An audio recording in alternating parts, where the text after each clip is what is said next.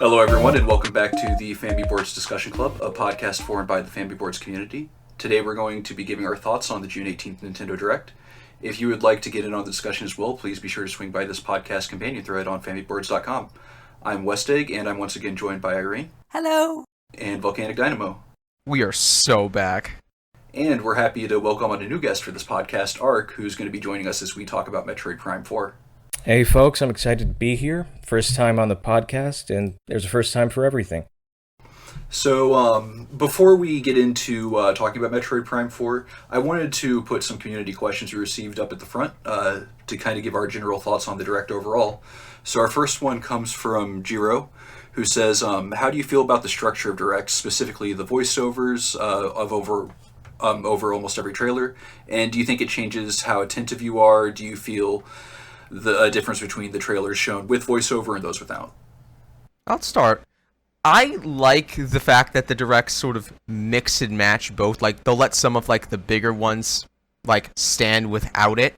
But for a lot of the smaller or quicker, like, headline ones, they'll describe it. And I think a moment that really solidified it for me was watching the Directs version of the LEGO Horizon trailer versus watching the state of play when it aired and watching the LEGO Horizon trailer there, and honestly feeling like I got a better idea of what LEGO Horizon was about in the Direct than I did with the PlayStation showcase. Not to say that LEGO Horizon looks to be like a super complicated game, but like I feel like I got it more. And again, I don't want to, and I don't think that they should do that for every trailer, but I think, honestly, it can help things be quick and snappy, especially for those kind of headline stuff. So, like, for in that context, I actually kind of like how they do the voiceovers. They sometimes try and have their cake and eat it, too, a bit. So, with, say, the Zelda Echo of Wisdom's trailer, they did have a silent gameplay, assumingly like the opening cutscene play out, and then they did Aonuma talk about what was different in this game. So that's kind of cool to kind of guide you through that. I think they've at this point got their formula down pretty effectively, and I kind of just appreciate how the Directs are constructed in general. Sometimes you do hear the one guy talk, and you could be like, I could potentially do without this, but these are for a very general audience, and it's always worth keeping in mind. I think the Directs have improved over time, and I dare say that they really nailed it recently. I think about the Directs, and I just think that, I mean, there's a reason that the industry has years later adapted the Direct format to the point of calling their broadcasts a Direct. You have the Hosan Games Direct, the Black Ops 6 Direct, like people are even going to the extent of adopting the actual Direct name. So I think they were way ahead of their time in that way. And as far as the structure goes, I think it's almost like a concert set list, if you know what I mean. Like you have the opener, you have the sizzle reel, you have the highlight, you have the second sizzle reel, you have the highlight, you have the collage at the end, then you have the epic finisher. It's almost like, in a weird way, it's like the corporate advertisement version of watching a concert in a way. Sure. Mm-hmm. Yeah, that sounds about right to me. I'd say regarding the voiceover for the Direct, there's a certain comfort to it, you know? It can be cheesy, but you basically expect that overexcited guy to be there each time, you know, doing at least some of the games. And, you know, it's structured predictably, but I like it. I mean, it's always, every time Direct season comes around, everybody's always excited, speculating, you know, endlessly. So I'm fine with the way that things are. I don't think, I can't think of anything that would immediately make it better. I wouldn't really change anything about it. I mean, obviously, sometimes they stumble a little bit with like the pacing and stuff. We had the nowadays infamous farming sim direct, which had a lot of stuff packed at a very rapid pace. So that can definitely, like, pacing is very important in directs, I feel like. And sometimes it can stumble, but it's like a very small percentage of directs, I will say, where I have really watched the direct and felt like, oh my god, this is too fast or too slow. Like, for the vast majority of a direct, especially a direct with good announcements, I just walk away satisfied and think that that was a good show, and that was a great structure to it as well. I will give the voiceover guy all the credit in the world for matching the energy of every game that he's introducing. Yeah, so he'll absolutely. always be like, here's happy farming game. It's like, but here is serious shooting game. And like, it's always like that. It's really cool. No, you Yes. nailed it. Like this dude has been like tonally a match for just about any game, you know. And I think it's been the same guy for like years now, right? Mm-hmm. Yeah, I think that's right. They found a winner. They're holding on to him. Look, someone has to make Funko Fusion look even remotely appealing. Oh boy, yeah.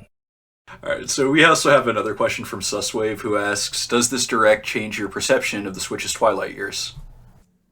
Absolutely, for me, yeah.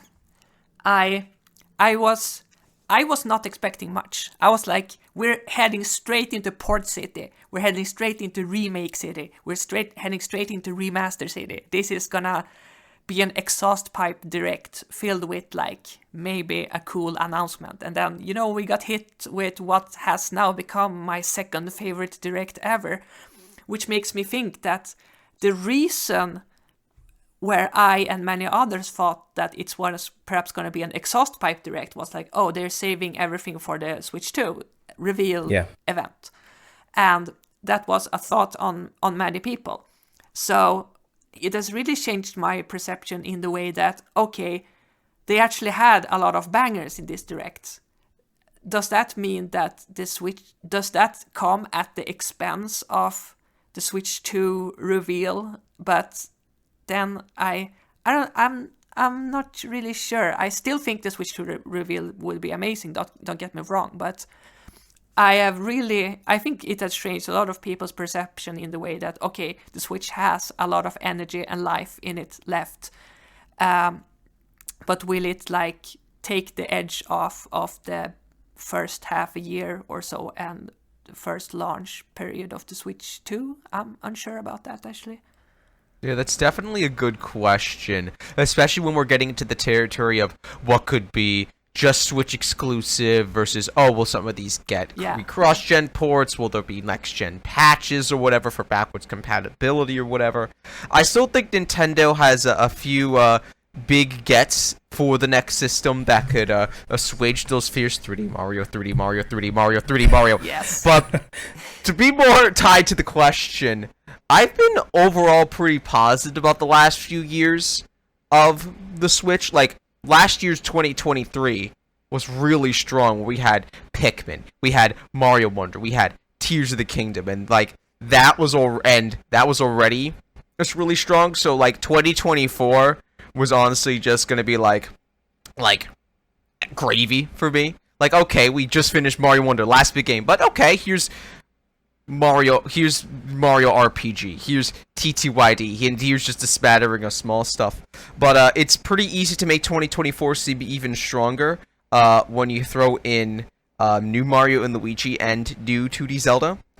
So 2024 is definitely turning out to be better than I expected, and I think we'll have and those last years of 2025, last few points of 2025 will be pretty good. I think this has really set up the Switch to have not a massive final year, but a really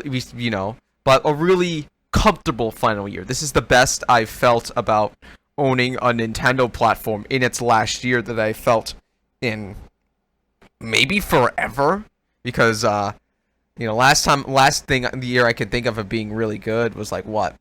Super Nintendo, the Twilight Game Boy, and I was way too young to process any of that, SNES came out, N64 came out when I was 1 year old. It actually came out the day we're recording this podcast in Japan, so that's kind of fun.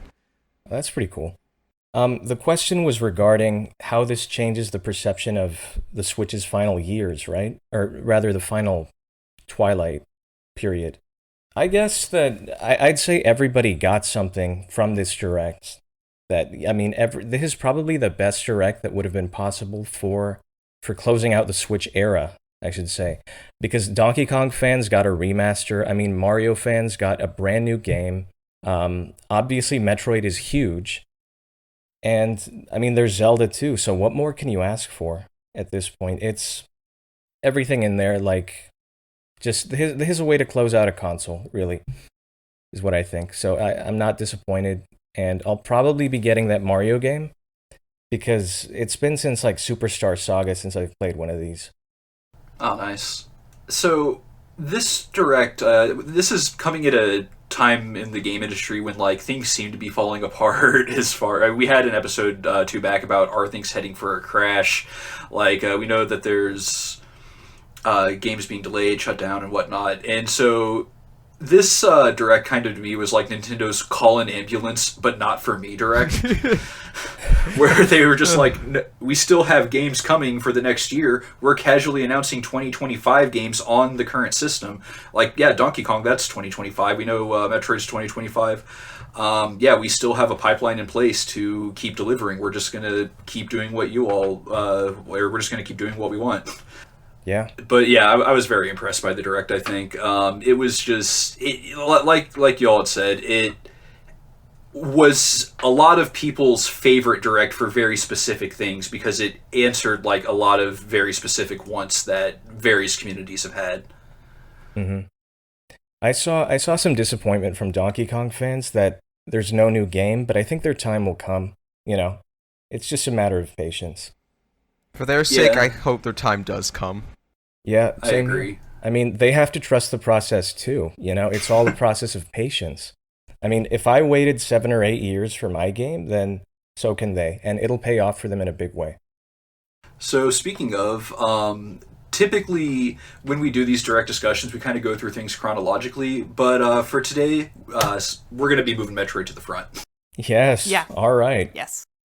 So, they actually anchored the whole direct with this. Like, this was the conclusion where they showed Metroid Prime 4 finally. It wasn't even just a teaser. They showed gameplay. They gave us a 2025 release window, and that caught a lot of people's attention. In fact, I think the majority of the questions we received in for this episode were about Metroid Prime 4 specifically.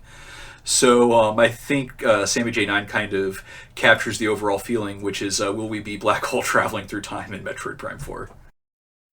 I guess I'll start off with that. I think it's interesting that the whole time travel thing, it's been not really foreshadowed, but Tanabe talked about it almost a decade ago. And he talked about wanting to do a story involving Sylux, and they've maintained that through line. Like, they haven't changed the nature of the main conflict. And I guess some people were expecting them to do so, but I just like that Sylux showed up in Hunters, and then, you know, Federation Force, or rather Prime 3 at the end with his ship, and then Federation Force, and then now we have him in this game. I shouldn't even say him, because we don't even know the gender of this character or the species, and that's what makes it most interesting. Sorry, I'm on a tangent, but back to the central question. Yeah, time travel. I'd like to, I guess, go back and forth through different periods in the same planet's time periods, because that's what Tanabe talked about. And it's a cool way to kind of bring back that Echoes dimensional shift gameplay mechanic. Yeah, absolutely. And I know you love Echoes, Irene.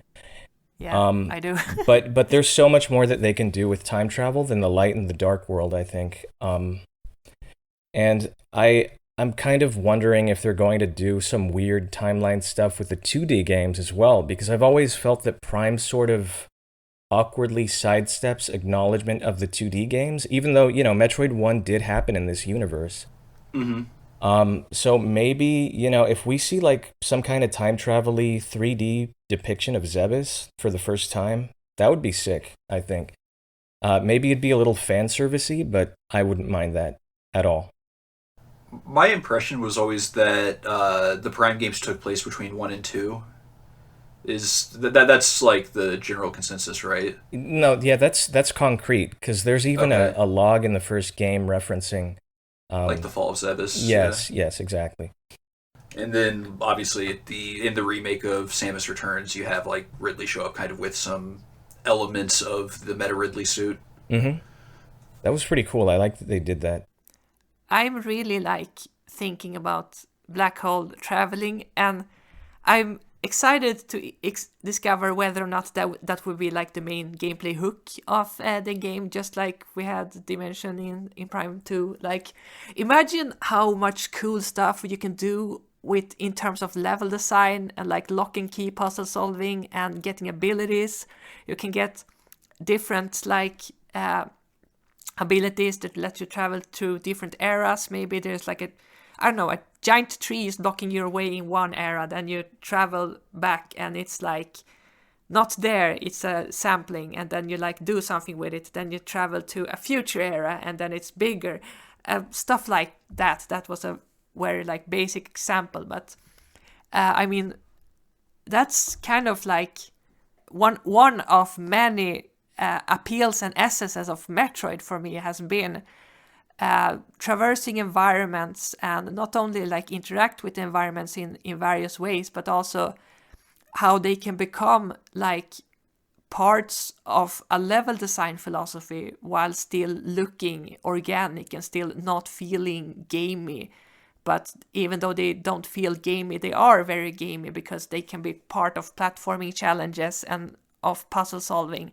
And that this is just a concept. If we're entertaining this concept a bit, and you can come up with so many creative ideas when it comes to Metroidvania progression and puzzle solving when you start to think about the possibility of traveling through time, and I think that's really cool.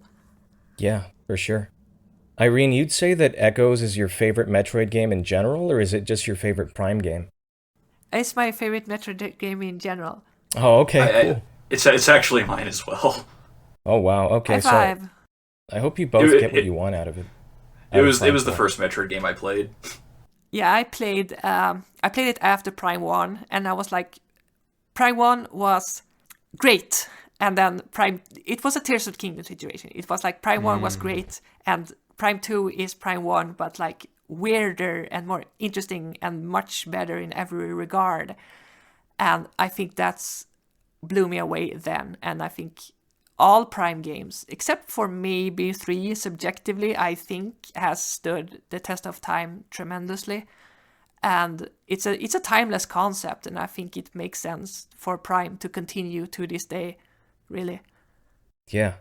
Regarding Prime 3, though, I mean, one of the things I love the most about it is that it's very lore focused. You know, you've got, you're kind of walking around in the beginning and getting to interact with the Federation members just normally, and that's not really something that you see in any of the other games. It's stuff like that. It's the 3 hunters that you get to interact with.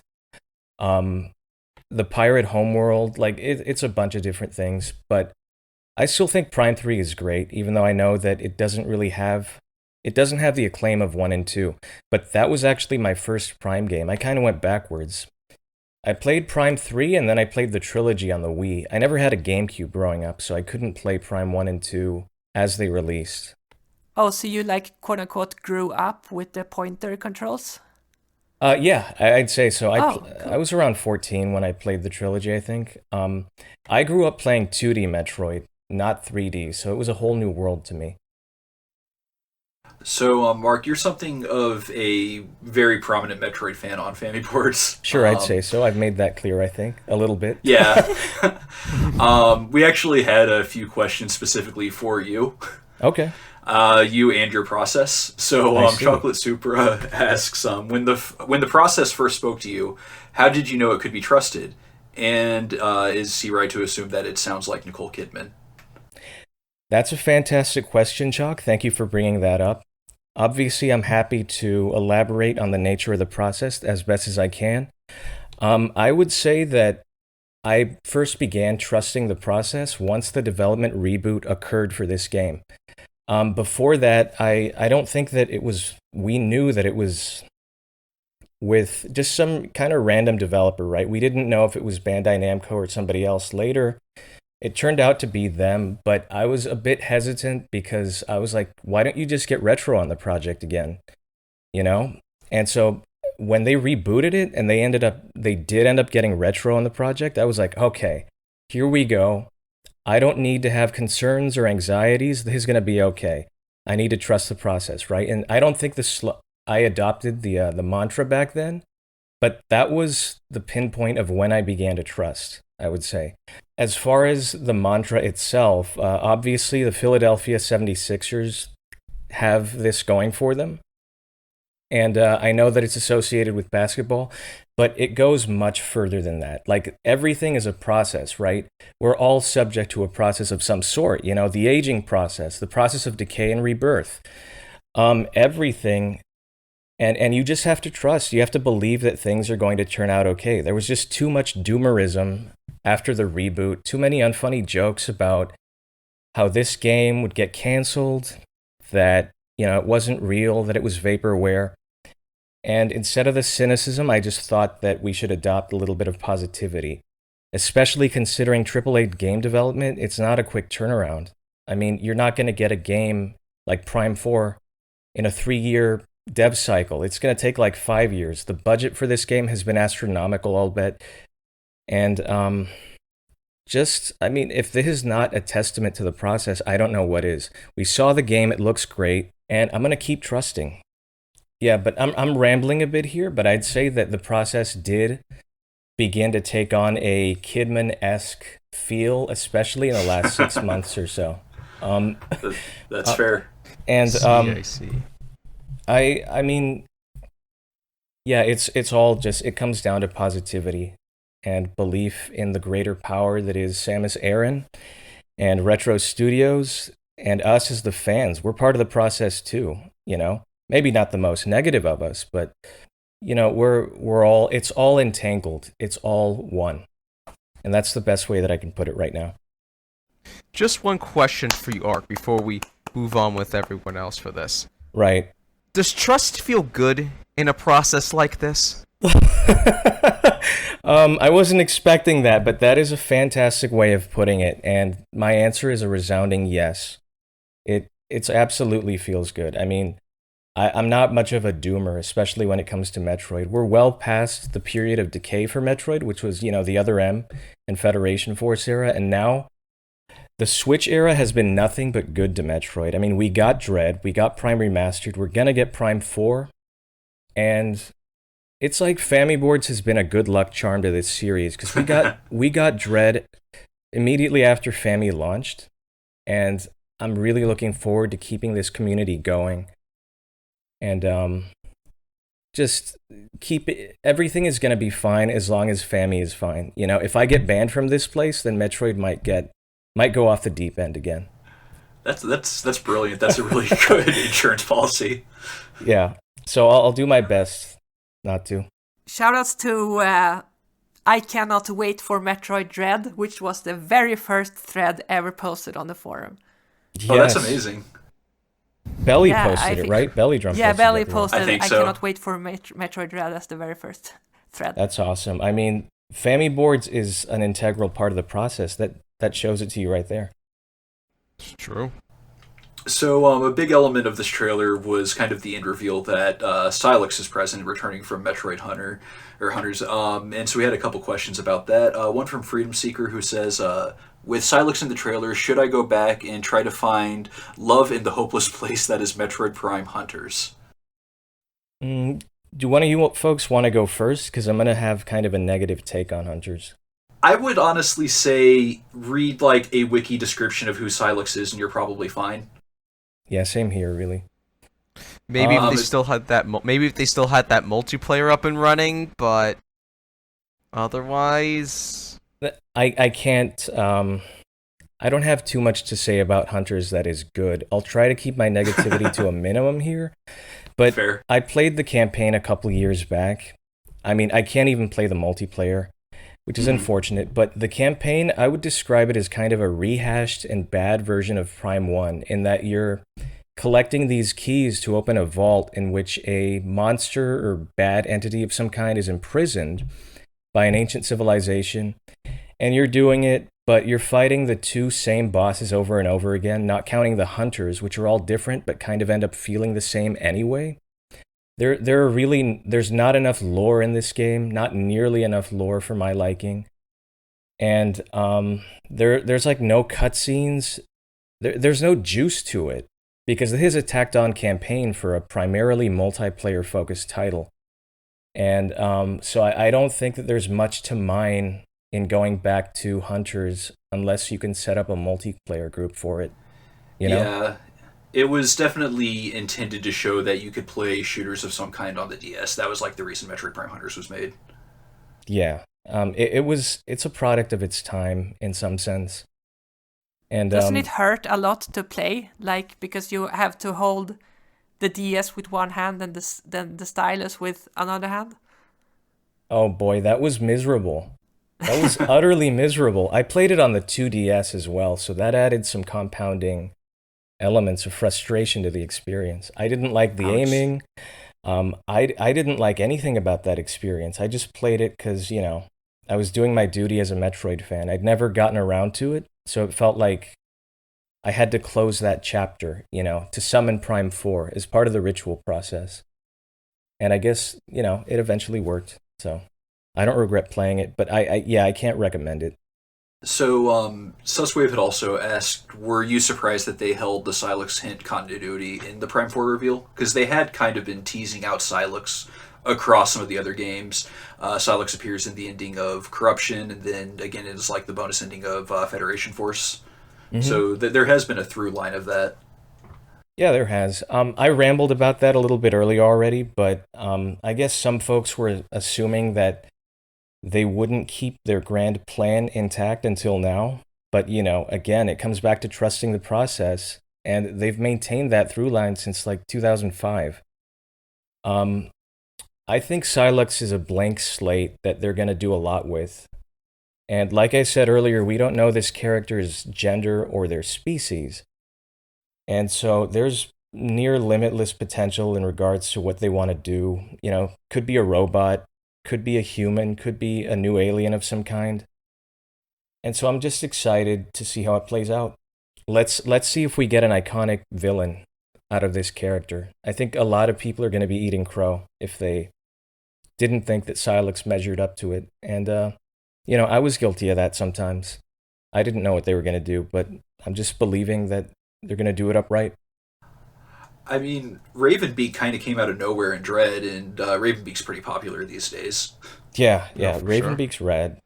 I think Sylux being such a blank slate right now makes the fact that they show this honestly work. Like, if you know, but if not, oh, you have a cool, menacing second hunter working with the pirates and freeing the Metroids, and look at all menacing, and Sam's like, oh no. Like, you don't even need to have the relationship between the two from the previous game to know, oh, you're trying to get Metroids out.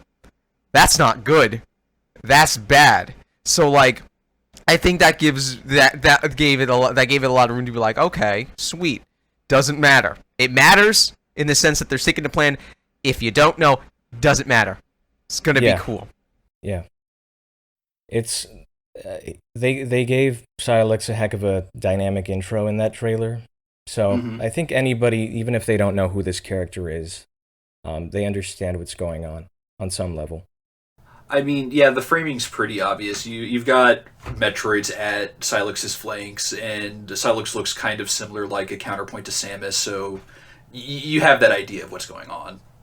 I just feel so bad for Samus. She has to keep fighting these dark mirrors of her, or enemies that evoke her, and it's just like, man, she's just that good that all of the threats that she faces are just different versions of her, So, Chocolate Supra had asked, what are your thoughts about the function of the jungle area at the end of the trailer, and will it be a hub or overworld like Talon Overworld was, or just one of the locales? Why don't one of you folks go first, because I've been talking too much. That's fair. It's why we've had you on. Fine. Yeah. I've just been blabber-mouthing my way through this. I'm sorry. Oh, no worries. No, you've been You're doing speaking great. out of passion. Yeah, Yes. you bet. A hell of a lot Correct. of passion. But I can go first on this one. Maybe I should fish out my infamous thread from way back when I proposed that Prime 4 should be open world, because that shot looked pretty open worldy to me. It I did. have sort of backpedaled a little bit from that thread. I still withhold some of the points and merits I made, but I still think that if you you can have like an open world, as in a vast and sprawling and varied world to explore. But if you still have it in like smaller areas and segmented rooms, and it looks from the trailer that it has this like huge opening in the tree, right? Which is, I think, is the passage between one quote unquote room to the next quote unquote room. So But it would be pretty funny if it was just obscured in the trailer and there's just a blue door right inside that tree. Like, sorry, no seamless transitions. It's still the blue doors, you know? I give like a 60% chance that's still the case. Yeah, I'm sure. I mean, it's still the Switch. It's still, there's a limitation to this whole thing. There's only so much you can do. Yeah, I also think that the doors should be there because they're part of the orientation process, if you know what I mean. Like, if there were no doors in the first area in Talonova World, you would be like, oh, where is the path to Chosa Ruins? Where's the path to the Artifact Temple? Where's the path to the Frigate? You get lost, you know. Not when you have the door, you make a mental map out of like, okay, that's the door to the Artifact Temple. Now I like know it. That's like Metroidvania design, you know. It's also just an integral part of the lore. Like, the door lore is important. This is a door dominant universe that we're exploring. Absolutely. So they've got to be there. To me, this whole trailer, including the end shot, was very meant to evoke Metroid Prime 1 specifically. Yeah. So, like, you have kind of the action sequence beginning, which is very reminiscent of the frigate at the beginning of Prime 1. And you even see, like, Samus using certain abilities, which she may or may not lose when the game proper starts.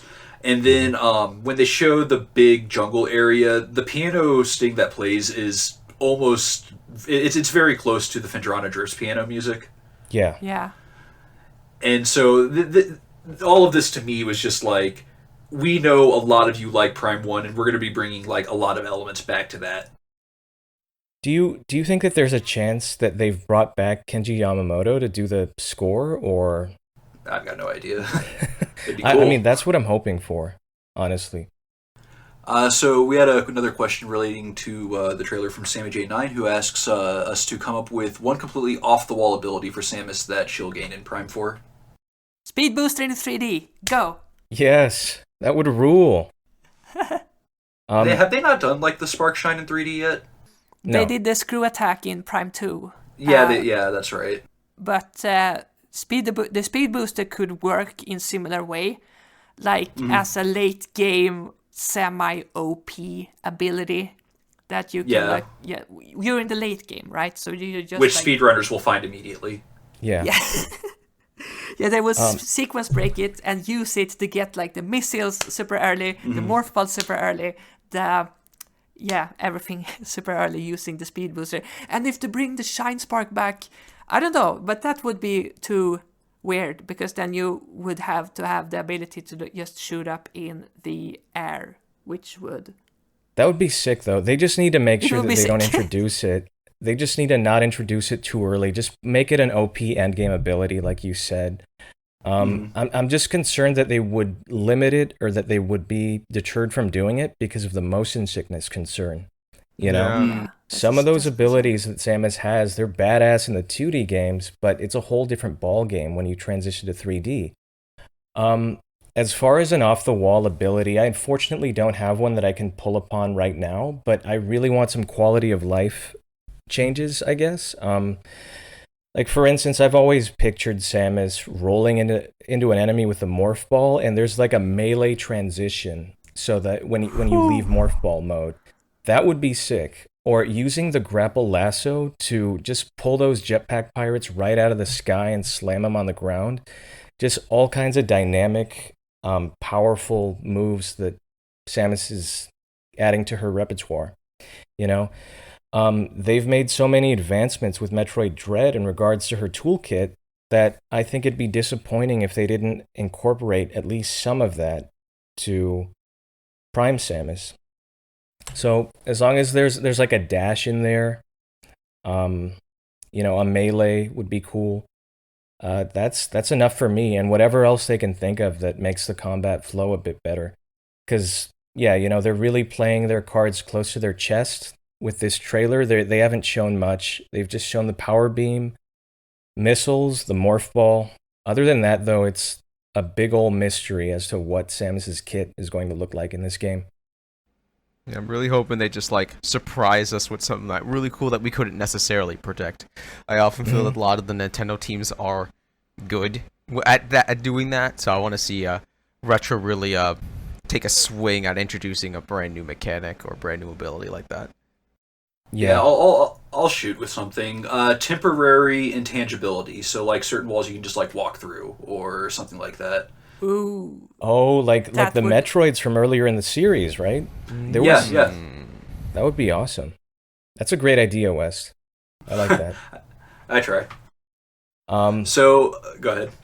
no, that was it. That was all I had to really say. I'm just comfortable with them doing what they can to make Samus control better, feel better, a few off the wall abilities, and more than anything, I want cool new suits for Samus, because we only saw the Varia suit in this trailer, but there's sure to be more. Some interesting stuff, kind of like how Prime 2 did the dark suit and the light suit. I don't want the 2D suits back in this. I don't want to see the gravity suit again. I want to see something completely brand new. That would be awesome. So besides the we kind of talked about the community questions, just kind of opening up the floor for any other thoughts about Metroid Prime 4, hopes, dreams, reception of the trailer, anything like that. Like I said, I've just been talking my way through this. I'm sorry, but I'd like for some biome diversity to be in the mix. I don't want them to do the forest biome and the lava cave biome and the snow biome again. Like, I want some really off-the-wall shit in here, Like, the other day I was walking home, and I just thought in like 30 seconds, what if she traverses a swamp biome? And you have to be very careful about where you step, and you have to do tricky platforming. But at some point, you gain some sort of moon gravity ability, right? And then there's a whole new dimension of verticality of the level, because now you can explore up above, and there's like a whole different dimensionality to it. And so there's a sense of gradually escalating power. Now you don't have to muck through the swamp anymore. But that was just something that, some random BS that I came up with in 30 seconds. And so it's just, just a general idea of what they could do for the levels in this game. Just don't give me the same biomes again, is just one thing I'm asking for, That's fair. I wanna feel like I felt when I entered Sanctuary Fortress for the first time. Oh, Yes. Sanctuary Fortress is so good. That's probably the peak of the whole Prime series, I think. Sanctuary Fortress. I was okay. I'm gonna say something slightly tangential, but I was playing Prime Remastered the other day. I got hyped and continued a save file, and the straight up scariest stuff, one of the scariest stuff in Prime, and maybe for me personally in all of gaming, is in Pendrana Drift. When you enter the Space Pirate base, you get the thermal visor, the lights go off, and the Metroid gets set loose. Yes. Whew, That that's part's sick. especially on hard mode, and then it's really tense. Then when you finally get out of there, and you get into the calming and peaceful, like Pendrana proper, like the snow is falling, the music is swelling, and I just got hit with the feeling that this for me is what Prime is all about, or Metroid in general, but especially if Prime is all about. It's about contrast. It's about Yes. landing on like Talon 4 and the rain is pouring, and then like a few hours or like 10 hours later you're the face and minds battling for your life, and that contrast between the serenity and the intense, like oppressive environments, I think they really communicated that effortlessly with this trailer, where they started off high octane. There's even like a war or stuff, like really intense for being a Metroid game. It was. And I was like, yeah, this is cool. This is really cool. Oh wow, Prime 4. And then that final shot completely won me over. I was like, they still have it in them. And I just have so much faith in Retro right now. I always had faith, but now like the process trusting level is like hitting the ceiling, going through the ceiling and up in the clouds. You're shine sparking into the clouds, basically. Yes. But Oh yes. yeah, I mean, just, I couldn't have put it better. so It's hyped. that contrast. You're so hyped. Okay, so Metroid Prime 4 wasn't the only Metroid-related announcement in this Direct. We also did get Metroid Zero Mission coming to Switch Online. Is anybody going to give that a replay? I've played it like 1,000 times, so I probably won't subscribe just for that. But Fair. I'm really liking the fact that you've got so many new fans jumping into Zero Mission for the first time. It's a phenomenal remake of Metroid 1. It was actually my first exposure to Metroid 1. I didn't play the original. I played this first. And it was pretty foundational to me loving this series as much as I do. I played Fusion as my first Metroid game and then this one. So this one was, roughly equally as meaningful to me. Is Fusion on NSO? Yeah, Yeah, it it already is. is. Okay, so the entire 2D Metroid series is now playable on Switch, which is pretty cool. Mm-hmm. Nice. Except for Samus Returns. Oh, but it's Prime 2, but it's still... Yeah, in some form or other, yeah. Yeah. It would be cool if they ported Samus Returns. Yeah. Really It cool. would be, yeah. There's a few games on the 3DS that I would like to see kind of get like an HD version on the Switch. We still have a few left of those. Yeah. So aside from Metroid, is there anything else that jumped out at you at the Direct Arc? The new Mario and Luigi game, I think I mentioned it before, but I haven't played one of those in Superstar Saga. That's my only experience with them. And when it opened, I'm like, you know what? This looks really good. It looks like a lot of fun, so I'm strongly considering picking that up. Mio Memories in Orbit, also, like, you can never have too many Metroidvanias, and this one, the art style was beautiful to look at.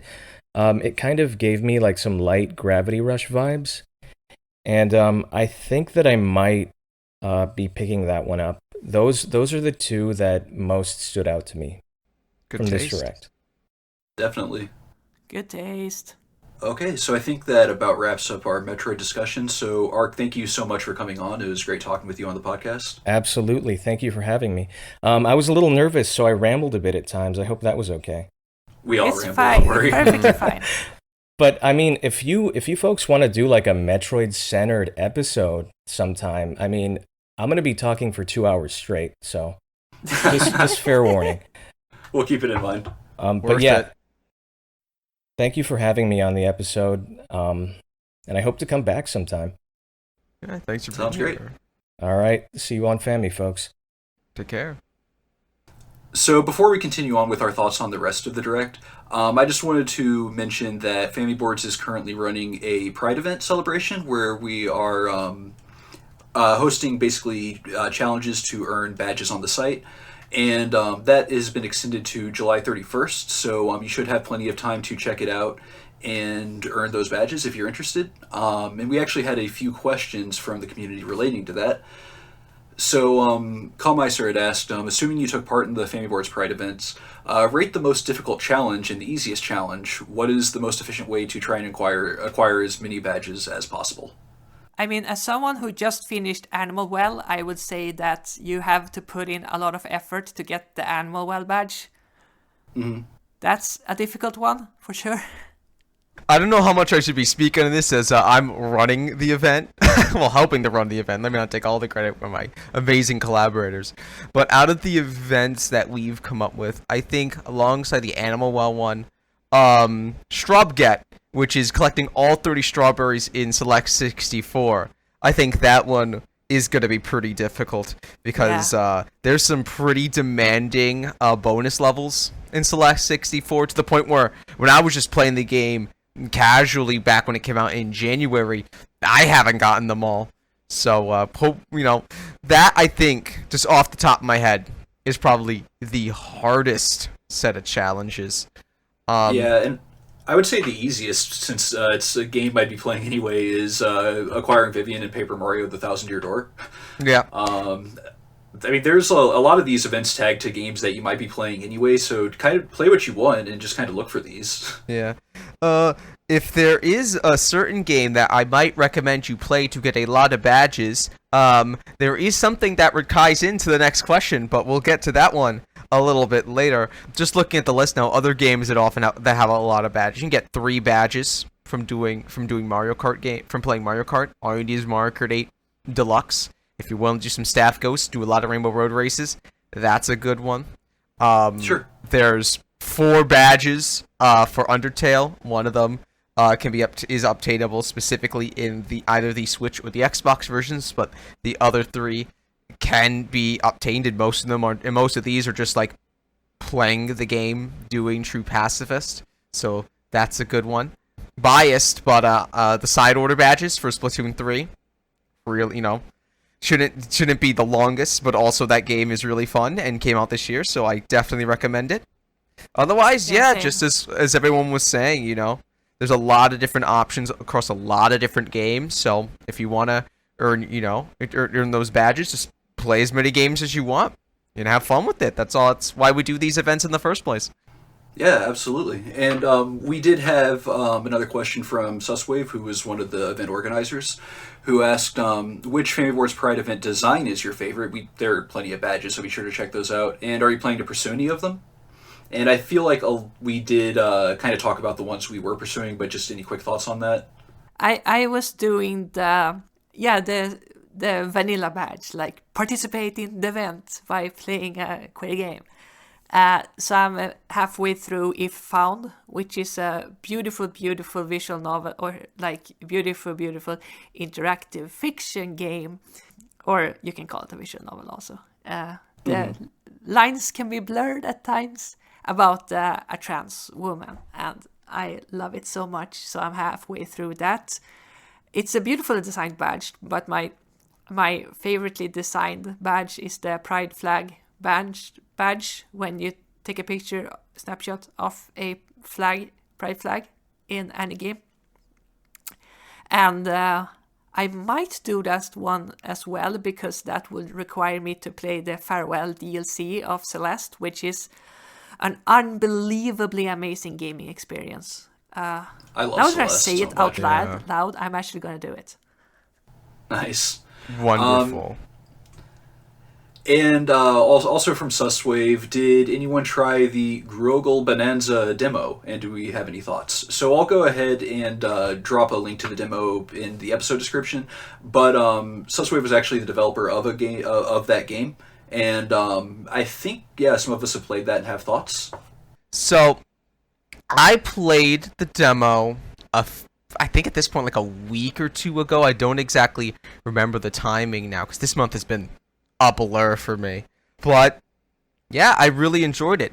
So, the final Grögol Bonanza game is going to be a Pokemon-esque monster collecting and battling game, but this demo focuses just on overworld exploration and dialogue, right? So you get to go through, so there's at least one major dungeon that you get to go through, as well as a couple town areas, a couple out-of-town route-esque areas, right?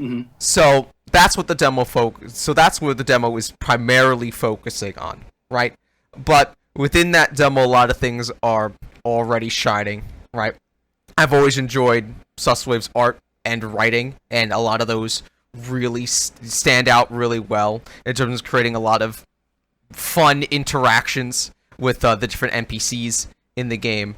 So that's really enjoyable, including some hints of some darker, more complex elements. If you're willing to search around and look for them, if you're going for those badges, you'll definitely know what I mean. But right now, with the overworld exploration, the main thing mechanically that stands out is something you get in the first dungeon. Spoilers if you're gonna play the demo, but you get shoes that let you dash, right? So you sort of have this. So rather than having a running shoes like in Pokemon, you have this dash ability, and this dash ability lets you also cross over gaps, which makes for some interesting moments in the area design where, hey, because you can cross these gaps, you can really you can have a lot more fun with how the levels are laid out. My other favorite thing with that is that when you run into a wall, you bonk, the music stops and temporarily slows down and then speeds back up. It makes what would have been otherwise kind of like, when you like bump into a wall in a game and you just get stopped, it turns that moment into something that's fun and enjoyable. Like, dang it, and you get a little chuckle out of it. And I think that was like a really nice touch that I really enjoyed. So yeah, I definitely recommend everyone who watches the podcast download the demo, try it. Even if you're not going to be going for the badges, just being able to see a lot of the writing and see how things are going in the overworld and test that exploration. I had a really fun, almost like hour and a half playing the demo. So pretty meaty stuff. All things considered, I'm really excited to see it all get fleshed out, because the seeds that are being set, I think there's going to be something special here. Yeah, I've played the demo as well. I have not played it as extensively as you have, Volcanic. I have mostly just been exploring. And it's a lot of fun to just explore. Like, when you talk about games and you talk about vibes a lot, and vibes is almost like saying a game have it. Like, it's a very nebulous and esoteric thing to try to nail down and try to describe. But this game has vibes in spades. It's you enter the world and you get hit by the art style and the music. They coalesce beautifully, and it just has this feeling of like, hey, this is weird and quirky, but in a way that feels heartfelt and genuine. And because weird and quirky can be, let's get weird for the sake of being weird, this feels like it comes from a genuine place. And it's just a lot of fun and cozy vibes to just roam around and talk to the inhabitants, and everything has like this scaled down aesthetic, but it really does it justice, and has it's one of those games with funny sounds when people speak, and it's as delightful as it ever is in any game. And special shout out to the sign that says, like, doesn't it say like, you are doing great today? Yeah. Yes. Something like that. I think that's beautiful. I've mainly just been exploring the town and the surrounding areas, and I liked it. I got to the point in the second maze in Sure Enough, and I'll give huge shout outs to the music specifically. It's really funky and I really like it. Yeah, and it's really cool seeing that a lot of the characters you meet along the way may be a bit familiar if you're a regular Famiboards poster. So that's also like a really cool detail. And speaking of the boots and the bonking and stuff, when I got those, one of the first things I tried to do was go back to, like, there's a statue in the starting area, and I thought like I could get onto the island and read what the statue plaque said. So like I bonked myself like a bunch of times trying to do that. Incredible. Speaking of the music, real quick, if you like the music in the Grögol Bonanza demo, if you go to Bandcamp, you can listen to and buy the music and own it for yourself. So, what are you waiting for? Go listen to some tunes. Very cool. So, aside from Grögol Bonanza, there was the rest of the direct we need to discuss still. So, let's go ahead and go into that. So, there were a lot of kind of headliners in this direct that I assume we'll focus on. And then I might kind of go over some of the in-between stuff, so just kind of shout me out if you want to go into more detail on any of those. But starting out with, we have Mario and Luigi Brothership, a very strong opener, I felt. As I said at the start of this recording, we are so back. I thought this franchise was dead. I thought it was never coming back. Alpha Dream's gone. Alpha Dream had bankruptcy. They're gone, and yet this has been such a really strong year, realistically, for Mario RPGs. Yeah, we've had the strategy games for Mario and Rabbids, but in terms of being pure Mario RPG stuff, we got the Mario RPG remake in November. Great. We got TTYD remake. Really good. Playing through it right now. And honestly, if it were just those two, I would have been content. But to start the Nintendo Direct with a brand new Mario and Luigi title in 2020, coming up this year, in November, I was so excited, and it looks beautiful, right? They did such a good job of capturing the tone and the style of the 2D artwork and the 2D sprites from those older games inside of this new 3D space, and I think the 3D is doing a really good job of enhancing a lot of it, right? Because we've been getting a lot of dynamic cutscene shots and all that kind of stuff that would be a lot more difficult with the sprites. So to see that coming into play is great. The environments look grand and, at a decent scale. Ken Afghani is really getting to flex his Mario and Luigi performances now. And is doing a really great job. Such a good job that you could honestly mistake him and his performances for Martinet in this game. But honestly, it is just so satisfying to see just a new title in this, and one that feels kind of back to basics. It doesn't feel like there's any besides the framing device of them going to the different islands and being in this new area. There's not a lot. There's not a lot of wild gimmicks yet. There's we're not going to throw in another character. We're not going to do any of that kind of stuff. And those things were cool in the other games too. But for a franchise that hasn't been back for a while, just going back to basics and focusing on specifically Mario and Luigi for the most part is exactly the call I would make. And one more thing before, because I could ramble on and on about all of this. I really like the battles look good. Two things that stand out. Even for basic attacks, Mario and Luigi are seemingly teaming up now, which I think really lends to the teamwork aspect, one. And two, that animation when using the red shell attack, that last strike, it is so stylish. It really emphasizes it, and that gets me really excited. Hoping to float everyone else. Yeah, I just really enjoyed the trailer. I have never actually played through a Mario and Luigi game, so this would potentially be my first unless I go back on NSO and play through Superstar Saga. I've always enjoyed the art style, though. From what I saw, the animation looked really impressive. I like kind of the cartoony aspect of it, like when they do like the crossing the gap and like kind of like turning into a UFO. That's pretty cool. Yeah, it looks like there's some kind of electric outlets and like engineering theme to it, which is kind of cool. I think I'm a big Mario RPG noob, right? My experience does not stretch beyond Super Paper Mario, where I even think that Super Paper Mario would be better off as just a platformer. But I think what I saw was really, really cool and impressive, and so I'm definitely interested in giving the franchise a fair shake, because Superstar Saga is on the expansion pass, so I'm planning on diving into it and see if I click with it, because if I click with it, I am definitely keeping my eye on Brothership, because it had a really strong showing with like everything, the art style, the gameplay, the different things you could do, as you said, the teamwork aspect. Yeah, it looks really, really cool.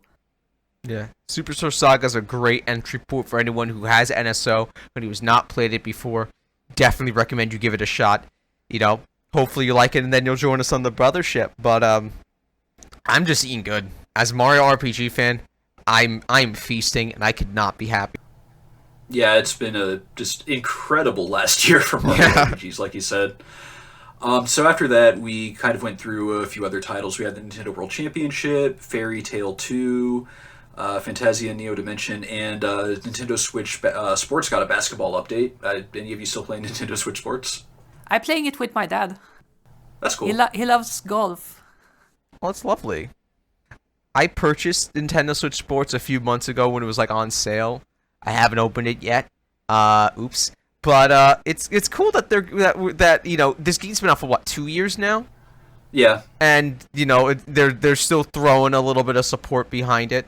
That's just nice, even if I don't have too many thoughts, it's, especially since people are like, hey, this is kind of light. To have a surprise update 2 years after development, that's really cool. So after they went through those games rapid fire, they showed a trailer for Mio or MIO Memories in Orbit, and they kind of gave it like a very premium feel to the introduction. Like it wasn't a headline, it didn't have the voiceover. like Switch transition logo. Yeah, they just kind of let it go. So that to me indicates they have confidence in this game. It was very reminiscent of when they introduced like Celeste back in 2018. Yeah, this was a highlight for me. Like, oh my god, it looks really, really cool. Yeah. Just like premium Metroidvania design, you know, like amazing levels, amazing abilities. Like the creature could use its own hair to like climb, like really fluid and cool looking combat. Definitely keeping an eye on this one. It looks really, really cool, and I'm always down for like new IP is not necessarily the right term, because not everything is like an intellectual property. You know, someone releases like, oh, here's my cool new vision over for $5. That's not like a new IP in like the more general perception of the term. But new ideas with new characters and new attempts at gameplay elements. Obviously, this looks a bit like it can have the backbone of a very typical Metroidvania as far as design goes. But it has an art style that I think the closest reminiscence I can find of is Grögol, which is a great game, by the way. But just a fresh new idea from like a studio I had never heard about. They made a game called Shady Part of Me. Like, I had never heard of that, but talk about stepping up a game and showing something, as you said, with extreme confidence. Really interested in this one. Yeah. Confidence feels really, really well earned because, I mean, game visually looks gorgeous. Movement looks great and snappy, perfect for a Metroidvania. Combat looks pretty good. Combat looks intense. It was one of the most pleasant surprises of the direct for me, because I had like no expectations for something like this, and to see it, I'm definitely intrigued. I'll probably be checking this out when it comes out next year. Yeah, same with me. So then they kind of went through a few other quick updates and announcements. They had a cartoon block where they talked about Disney Illusion Island, Hello Kitty Island Adventure, and Looney Tunes Wacky World of Sports. I didn't really have too many thoughts about any of those other than Looney Tunes looks kind of jank. Same. This is definitely a reminder for me to actually play Disney Illusion Island. Looks good. I'm glad it got a new update, but I haven't had the time to play it. Then they showed off an update for Among Us, and then Farmagia, which is a very awkwardly named game that was our token farm game of the Direct, even though it's more of a monster collector. Yeah, I felt like farming plus monster collection plus, I almost want to say like, I almost think of like Dynasty Wars, because they focus on like, rather than like a Pokemon where you have like a small team, this like you get like a bunch of guys, and I think in that regard it lends it some novelty. Wait, maybe we shouldn't judge too hard, because Farmagia is a weird name, but Harvestella is also a weird name, and that was one of my Game of the Year contenders for 2022. So this, by the way, this does not really look like a Game of the Year contender, but maybe not judging a book by its name. Never know until it comes out, yeah. That's true. And then after that, they announced the return of Donkey Kong Country Returns in HD this time. And I was happy to see that. Donkey Kong Country Returns, I feel, is kind of underrated, which is weird to say because it sold a lot more than Tropical Freeze. But Tropical Freeze tends to get like the clout as like the definitive newer Donkey Kong game. But Returns is great. Yeah, my main memory of Donkey Kong Country Returns, because I was playing the Wii one, that is a hard video game. It is very, very challenging. Probably wasn't the best introduction to the Donkey Kong Country franchise in hindsight, but you know what? That's okay, because I can still have the time to try all of the others. It looks like they did some difficulty tuning, because it looks like from the start you have 3 hearts instead of 2 in the original. I'm kind of still hoping that's like an optional easier mode that they're hinting at, because I would still probably like myself to play it in like the original more difficult mode. Yeah, I assume if it's anything like Tropical Freeze, then the original difficulty will be retained in its own mode, so I don't imagine that would be too much of a problem. from what I recall, I think minecarts and vehicles only had one hit point, which made the like vehicle sections really rough. Like they showed the bat at the end, which definitely had like the health for the cart, and that was like a filter level. Like you would, like a lot of people did not beat the game because of that bat. But yeah, I'm curious to play Donkey Kong Country Returns. Now that this has the good controls of the 3DS version and its levels, but with the better performance of the Wii version. I'm a little surprised that it's not going to be out until 2025. I thought they would try to get it in for 2024. It's like hey, Donkey Kong Country 30th anniversary, but this is getting a kind of unceremoniously dropped in like January 2025, which, I mean, hey, dev takes time, but it was one of those things where I was like, I see it as filling the schedule. Yeah? Yeah, that's my take on it. Okay, so after they showed Donkey Kong Country Returns HD, we finally got a look at the Dragon Quest III HD 2D remake, and I was pretty excited about that. I'm a recent convert to the Dragon Quest fandom. I loved 11S so much. I'm hoping this game, the HD 2D remake of Dragon Quest III, is the game that converts, because I've always been kind of curious about Dragon Quest, but like in terms of finding like the best versions to play for each of the games, it's like such a mix, because like they're technically Switch versions, but the sprites are kind of off, but there's mobile versions, but you can only play the one-handed, and you can't play with portrait with controllers. But maybe you can play the versions on DS, but you gotta but for Dragon Quest 4 you gotta make sure you put in this patch that you get the features that were cut from that version, and or hey, Dragon Quest 1, 2, and 3 get the Game Boy Color version. It's like, okay, that's a lot of different incarnations, and no one is able to agree on which one is like actually like the best version. So to potentially have that with a gorgeous remake like this for 3 is great. Not to mention the surprise that some people were expecting after some speculation on how Square Enix was wording their stuff, that we're also getting separately Dragon Quest 1 and 2. That's really cool. So the end of the Dragon Quest 3 announcement, that then goes into like the pullback where it shows the art. Really cool. Yeah, that was like one of the most impressive reveals I think I've ever seen. I just loved that so much. Yeah. Absolutely. Really? I know they're saying it's okay to play 3 before 1 and 2 because of how the storyline is chronologically, but I am really curious to see how it's going to feel to play 3 and then play the much simpler 1 and the slightly less simple but still probably simpler than 3 too. Like, again, there's a reason why 1 and 2 are being bundled together. It's because 1 is super short and all of that. So I'm curious to see, like, mechanically how that's going to feel. They'll be modernized, I'm sure. Yeah, that makes sense to me. Okay. But yeah, I'll look forward to that when they come out. So we got a few more games. We had the Funko Fusion, probably Game of the Year, all years. Move over, process. Okay, only note I have on Funko Fusion is that the narrator said, "Great Scott, is that Marty McFly?" and it was actually Scott Pilgrim. What? Oh I noticed that. Yeah. No. Yep.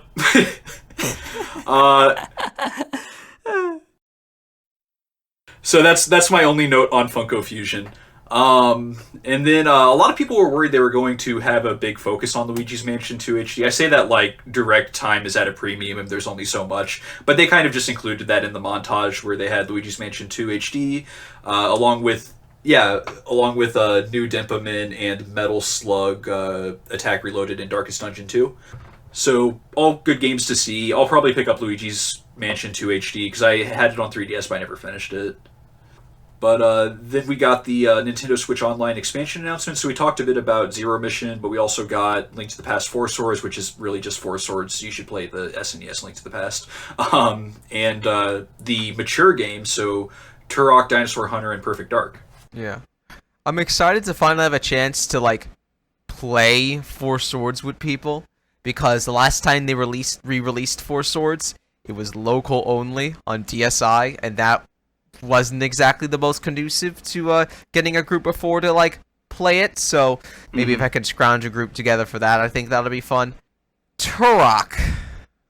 The thing with Turok is that we have a version of Turok that's a lot better than the original N64 version already for purchase on the Switch, not to mention other modern platforms, so it doesn't hurt to have the original version for N64 on here, but you have a very clear, better option, so shrugs, I guess. But Perfect Dark's a pretty good get. Perfect Dark's a pretty cool get, and continuing that momentum of, oh, we put GoldenEye on the service last time, now we got Perfect Dark, we got that other iconic Rare game, and also, really good timing because, they just re-revealed the new Perfect Dark coming out at some point. So you get that brand synergy going too. Oh, you like this Perfect Dark? Maybe you'll like Microsoft's new Perfect Dark. So pretty good get. I ended up didn't go, but I remember on an online forum back in 2000, when Force Wars released, and we had a forum thread. It's is anyone going to the convention and want to play Four Swords? And it was forever until someone replied because nobody has a link cable. Oh no. So it was a project doomed to fail. I think there was one guy I have a link cable. It was a failed project for sure. So it's really cool that it now has online functionality, and I hope it's good online functionality because I heard that Switch Online expansion pass online functionality isn't always the best, but maybe that was for the N64 games only. Guess we'll see. The inclusion of Turok and Perfect Dark aren't so much as interesting for what they are as what they're a part of, which is the mature collection. That's cool. To me, especially since Perfect Dark is a Rare game, it feels like Conquer is almost an inevitability at this point. Bring it. Yeah. Yeah. And then I don't know what else they would put in that was mature rated, because I guess GoldenEye wasn't. Maybe they could convince Capcom to get Resident Evil 2 for its 64 on there. That was a pretty good port for the time. Yeah, that'd be cool. But also, it's also indicating more Microsoft/Rare collaboration with Nintendo on these these N64 games. So to me, the actual White Whale is Diddy Kong Racing. Yeah. Diddy Kong Racing I liked more than Mario Kart 64 back when I was a kid. And I appreciate them now for different reasons, but that is such a good game. Yeah, I think if you get the drop of DK64 plus Diddy Kong Racing on N64 NSO, and then you just the land games on Game Boy NSO. I think that could be a pretty nice consolation. Okay, happy 30th Donkey Kong Country. Here's some of the I know you're waiting for returns. Here's some of them. Drop those in November or something. And I think that could tide people over until returns and an eventual new title. So after they had talked about the Switch Online games, I feel almost sorry for this game. We had Phantom Brave: The Lost Hero, which I know a few people were excited about, but it is sandwiched between banger announcements. That is true. That is very, very true. Because I'm very excited for the next game that we're going to be talking about. Next few games, honestly. So out of absolutely nowhere, we got the Marvel vs. Capcom Fighting Collection Arcade Classics, and this, if you are the right person, this was the megaton to end all megatons for this direct. This was the fighting game community's equivalent of Mother 3. Yeah, they've been doing the free MVC2 campaign for quite a few years now, and look at that, it's freed. You can, and because the Switch and PS4 are going to have physical versions, you can buy a physical copy of the game that's not going to be delisted. You can have it, and I think that's really cool. I've personally never played any of the Marvel vs. Capcom games, but I've been on a big X-Men kick over the past few months, thanks to X-Men 97. So I was constantly thinking about, oh man, it would be really cool to go back and play some of these games, play X-Men vs. Street Fighter, or play Children of the Atom, or some of the classic Marvel vs. Capcom games.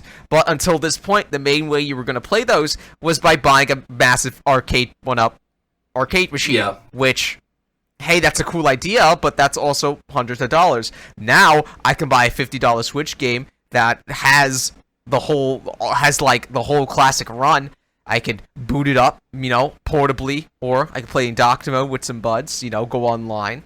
I think this is going to be a really cool entry point for a lot of folks, alongside being a really nostalgic re-release. And it also makes me think, okay, Capcom and Marvel/Disney are working together again.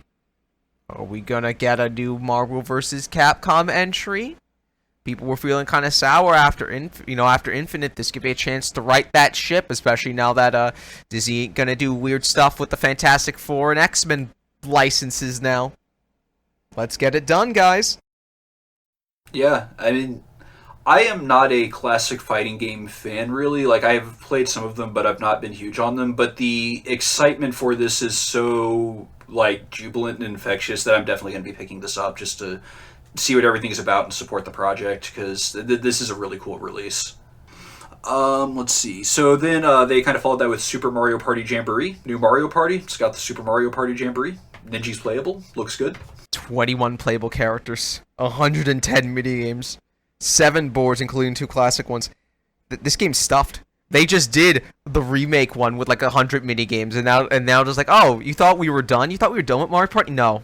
Here's another one, and it looks really good. It's been sort of ever since Hudson kind of stopped making the games, and MD Cubes kind of took them over. Even though MD Cube has a lot of the old Hudson staff, they were doing a lot of experiments for a while. They did the car for a couple games, then they were slowly building themselves back.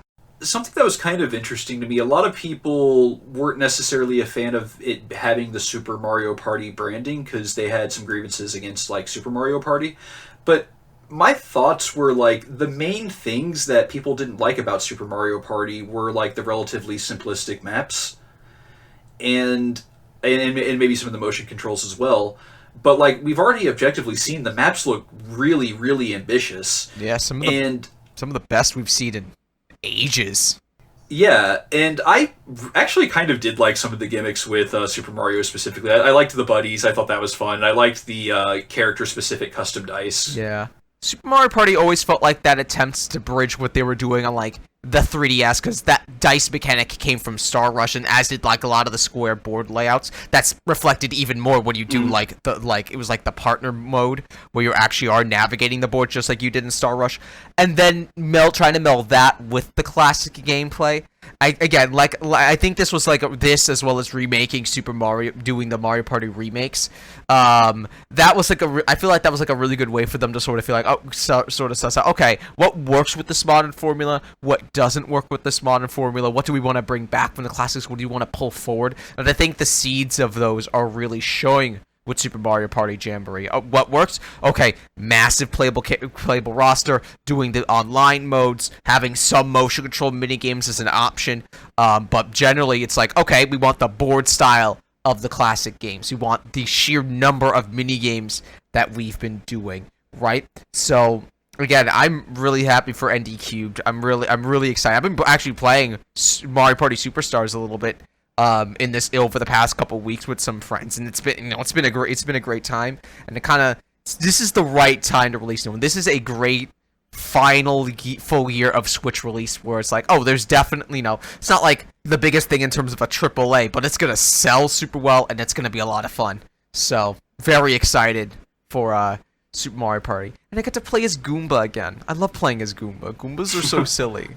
They're my buddies. I appreciate that. So the next game announced was The Legend of Zelda: Echoes of Wisdom, and I have to ask Irene, was this your biggest announcement of the Direct, or was it Metroid? It's this. It's definitely this. Okay. I was curious.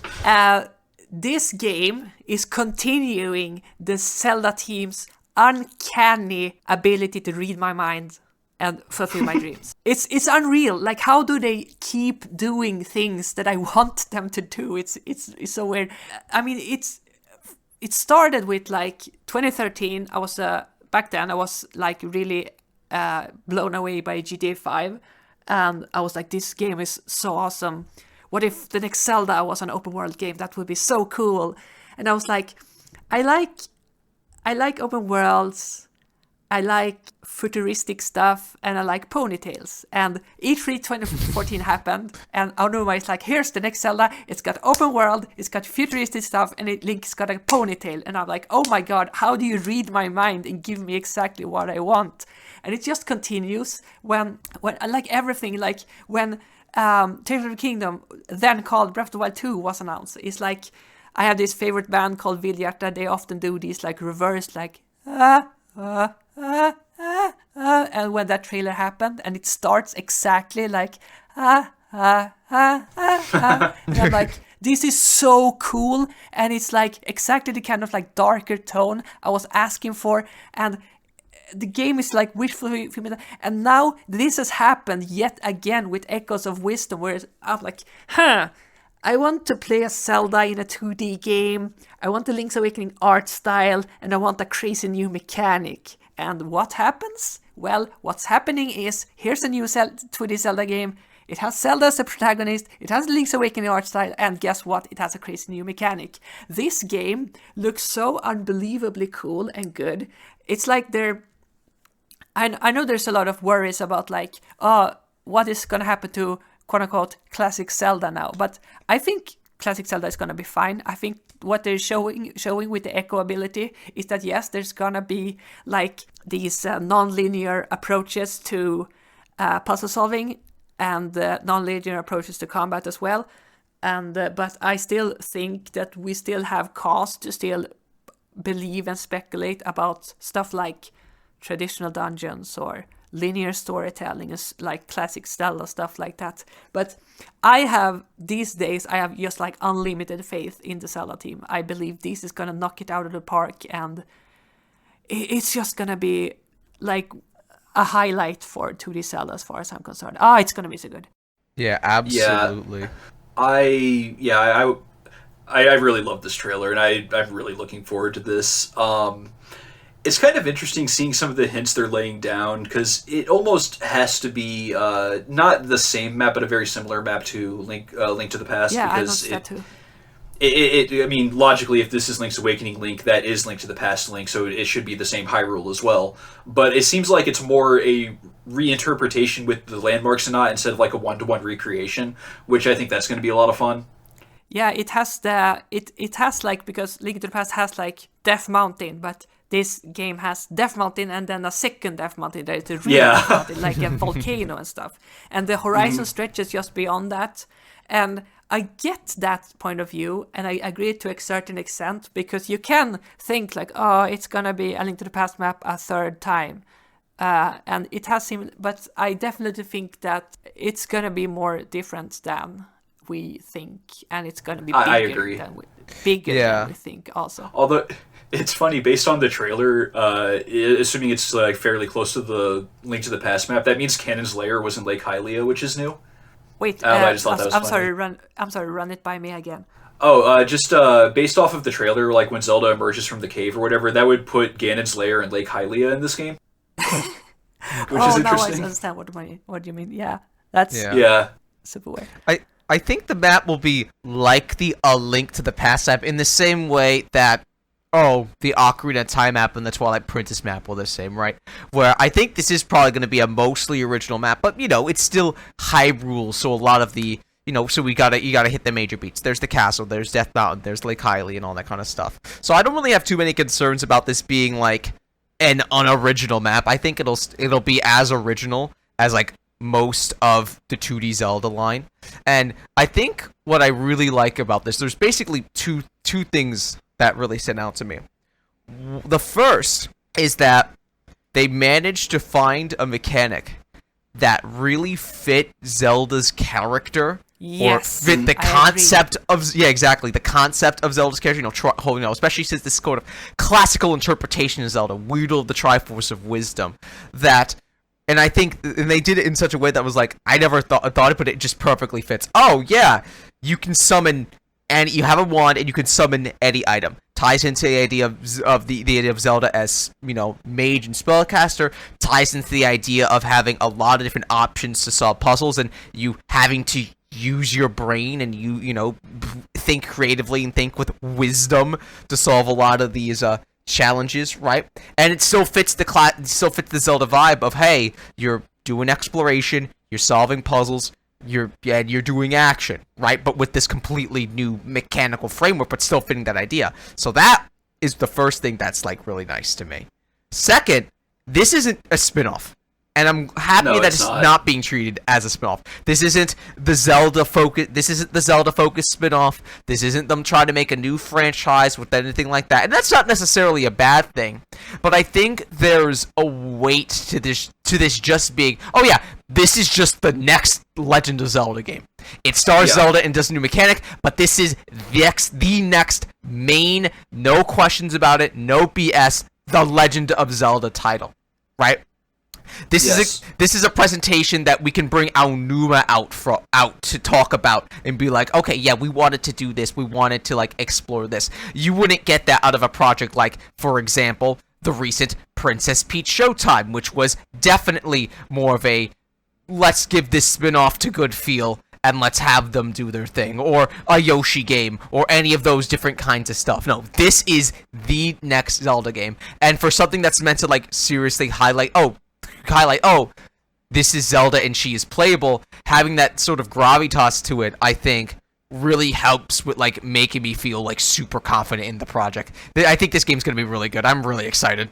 Yeah, to address your first point there, it reminds me a lot of how Zelda is portrayed in Smash, because in Smash she is like a magic wielder, and it's perfect. It fits her so well. And I remember when Sakaguchi, what's his name? Sakurai.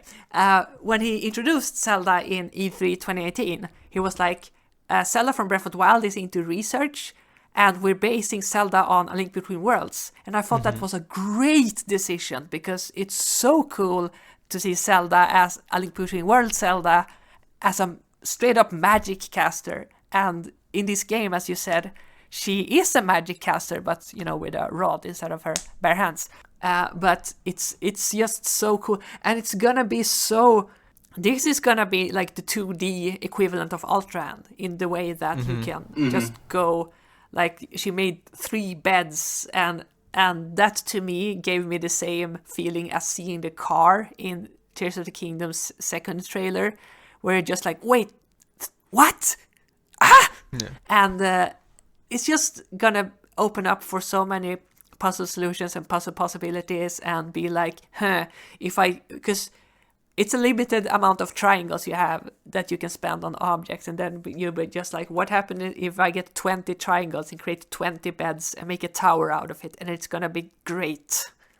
Speaking of the beds, one of the fun details I noticed when I was like rewatching the trailer is that, yes, you're using the beds to make the staircase, but I noticed the prompt that says rest, so you can just make a bed. Yeah. That's incredible.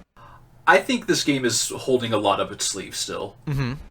Oh yeah, absolutely. It's doing just like Tears of the Kingdom and Prime 4, and I just the thing that really gets me is that there's the D-pad in the top left corner, and only one is occupied with the staff. So what can the other 3 be? You know, it could be anything. I'm really looking forward to hearing more about this game. I'm just happy it exists. And the best part, we don't have to wait very long for this. This is coming out in September. It's like 3 months away. Yes. Yeah. I can't believe they just like hit a whole mainline Zelda in like the final year of the Switch. Just slip that in. And do you people think we're getting a Zelda Direct later? It's a big announcement, so I guess it depends if we get a September Direct, which I'm kind of leaning towards no, personally. Yeah, same, actually. But if maybe a Zelda-specific one, I could see. Yeah. But depending on how much they want to show, I could even see just them doing another, like, 5 to 8 minute, like, overview video that comes out. Video as well. So I think it can go either way. How much they want to hold to their chest, but like even from what we know now, I think there's just so many possibilities. Even with just like this one mechanic, because you can, like, we've already seen, oh, you're building staircases, you're summoning guys to fight for you, you're riding on guys, you're creating cannons that shoot bombs out, which you can use that for combat or for traditional Zelda explode the wall puzzles, right? There's already so much potential here that if they don't even show me anything else, I'm like, okay, I think this is going to be really good, you know? So I'm really curious to see what they're going to want to share. And now all the things that is left is to look sideways at Nintendo and say, okay, you've done 2. Where's the Ganondorf game? Ooh. Oh, yes! I would love that! Oh, man, Where's the imagine a Ganondorf game focused on the idea of power, you know, the idea of, like, just being able to tear through enemies, take more direct solutions to what would be puzzles, might get more of this big action game. Hey, there's potential. Let us be the bad guy. It'll be the first M-rated Zelda. No. Oh my god, yes. Alright, so just kind of wrapping up the Direct, we had a new Just Dance, Lego Horizon Adventures, which the most interesting thing to me about it is it exists. Yeah. Like, I haven't played the Horizon game, so that's not super appealing to me from that perspective, but it's cool that there's another PlayStation game on Switch. Mm-hmm. Then they showed Stray, and then Tales of the Shire, which seems to be a cozy Hobbit simulator. Yeah. Sure. That's anyone's cup of tea. And then Ace Attorney Investigations Collection, more Capcom collections coming out of nowhere. I love it. And Yeah. yes, it's amazing that Ace Attorney is getting this. Ace Attorney is going through such a reinvigoration to the point of I can boot up my Switch and be like, okay, I have OG as Ace Attorney Collection, I have Great Ace Attorney Chronicles, I have Apollo Justice, and now I have Ace Attorney Investigations. And I recall, like, almost straight up, like, oh shit, time flies. Almost like 15 years ago, 18 years ago, I was in, like, Spain, and I was there with my then partner, and they had a DS, and I was like, we were playing Ace Attorney together, and I was so hooked by it that I actually stole the DS and sneaked out at night to continue playing without them noticing. And and yeah, so to fast forward to today, and Ace Attorney is like bigger than ever. It's amazing to see, and I was always intrigued by the Investigations collection, and really stoked to play it. Yeah, especially since we never got Ace Attorney Investigations 2 yeah, exactly. Internationally. So half of this collection is going to be a brand new game for the majority of the world.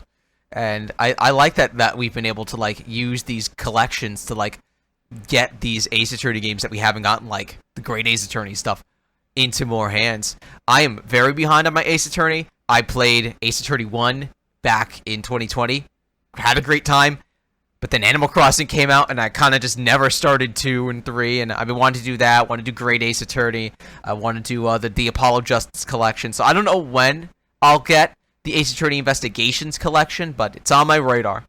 Yeah, my understanding is that you should play Ace Attorney Investigations between 4 and 5. I think that's where it takes place chronologically. Gotcha. If you've played the first game, you can go directly into Great Ace Attorney, which I will always recommend because it's my favorite Ace Attorney game, and I love it. It's like my 5th favorite Switch game, I think, overall. Makes sense. But yeah, good to see Miles Edgeworth. Glad he's doing well. Yeah, I was happy about that. Love Miles. All right, so and then rounding out the Direct, we had the 100-line Last Defense Academy, which is Looks a really Spikesoft game. Mm-hmm. Looks really good. Yeah, and Romancing Saga 2, Revenge of the Seven. I haven't played any of the Saga games, so... and then we had Metroid Prime 4, which, for those of you listening at home, just go ahead and restart the episode and listen to this in a loop in perpetuity. Yeah. Forever podcast. Yeah. So, those of you who have escaped the loop, any final thoughts on the Direct? Anything else from today?